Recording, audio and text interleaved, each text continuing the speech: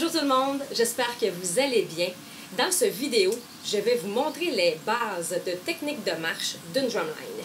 L'idée principale derrière une drumline, c'est l'uniformité. C'est très important que les drumlines jouent et marchent de la même façon.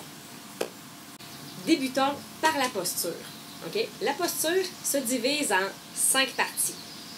La première, les pieds et les chevilles. Okay? Elles doivent demeurer détendues. La première position, c'est les pieds collés. Okay? Les pieds en parallèle. Ou la deuxième position, les pieds en V, avec un angle d'environ 45 degrés. Okay? Et le poids se répartit aux 3/4 sur le devant des pieds. Deuxième point, les genoux. Ils doivent demeurer droits, mais détendus. C'est important de ne pas barrer les genoux vers l'arrière, comme ceci. OK? Donc, fléchis juste un petit peu, vraiment relax, en ligne directement avec les chevilles. Troisième point, les hanches.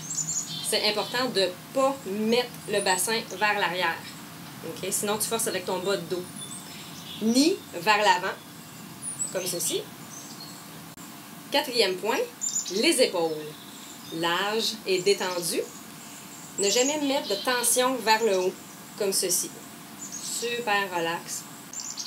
Et cinquième point, le dernier, les oreilles en ligne avec le reste du corps, la tête droite. Le menton juste un petit peu vers le haut, mais sans forcer. Pas comme ça. Il ne faut pas regarder trop vers le ciel. Okay? Juste être fier. C'est comme si un fil vous tenait. Okay? Juste comme ceci. Comment marquer le pas? Le premier pas sur place sera fait sur le premier temps de la deuxième mesure de décompte. On débute habituellement à marquer le pas sur le pied gauche.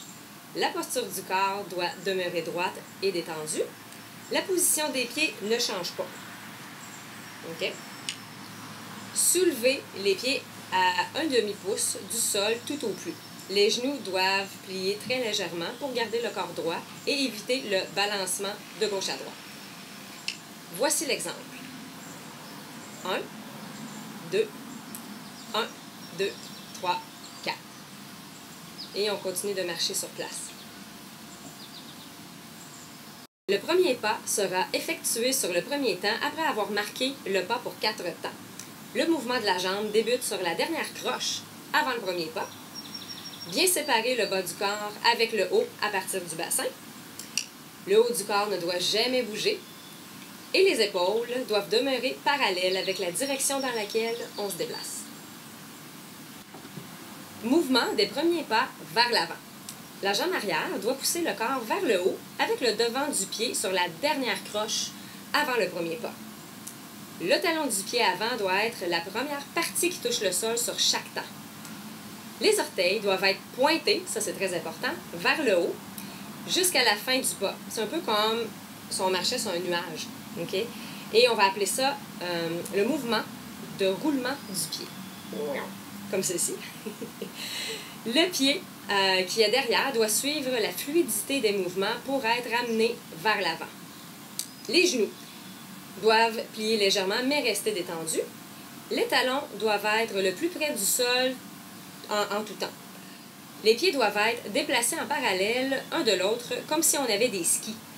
L'avant-dernier pas doit être pointé en 45 degrés avec les orteils pour empêcher de basculer vers l'avant. Et sur le dernier pas, c'est important de ramener le pied à sa position de départ en 45. Voici l'exemple. 1, 2, 1, 2, 3, 4, 1, 2, 3, 4, plaque. Et on revient avec la position en V, comme j'ai dit un peu plus tôt. Le déplacement vers l'arrière. Le devant des pieds doit être la seule partie qui touche le sol. Les talons doivent être à environ 2-3 pouces du sol sans jamais lui toucher. Les genoux doivent rester droits mais relax. On peut les flexer légèrement. Toujours garder le poids vers le devant des pieds pour avoir le corps et la posture bien droite. Les pieds doivent se déplacer en parallèle. L'avant-dernier pas doit être en 45 degrés.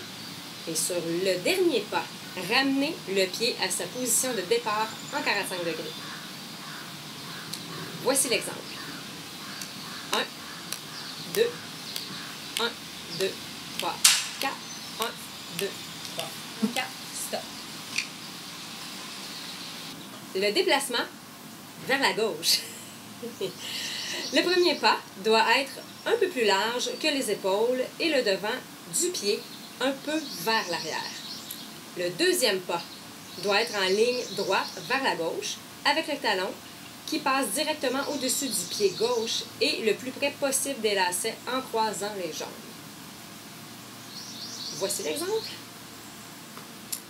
1, 2, 1, 2, 3, 4, 1, 2, 3, 4, stop. Déplacement vers la droite.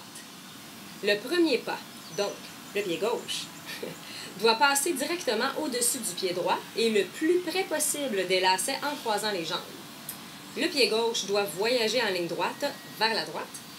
Le deuxième pas, le pied droit, doit être un peu plus large que les épaules et un peu plus vers l'arrière. Important, le pied opposé doit rouler légèrement à chaque pas. C'est une manière de ne pas vous blesser en marchant sur le côté. L'avant-dernier pas doit revenir sur la ligne de départ en 45 degrés. Et au dernier pas, revenir à la position de départ en ramenant le talon gauche au talon droit. Voici la démo. 1, 2, 1, 2, 3, 4, 1, 2, 3, 4, stop.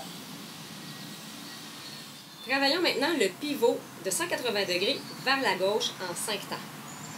Dans le fond, c'est super simple. Il suffit de séparer les pas également.